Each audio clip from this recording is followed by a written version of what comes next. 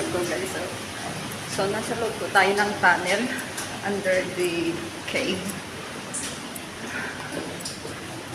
So marami pa kami i-edit na video guys. This adventure talagang super adventure po ito guys. Ayan. Galing po tayo doon.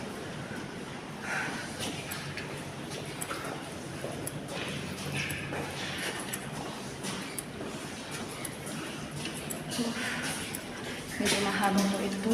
I think it's 200 to 300 meters ang haba ng underground. Basang-basa na ako guys. I am wet.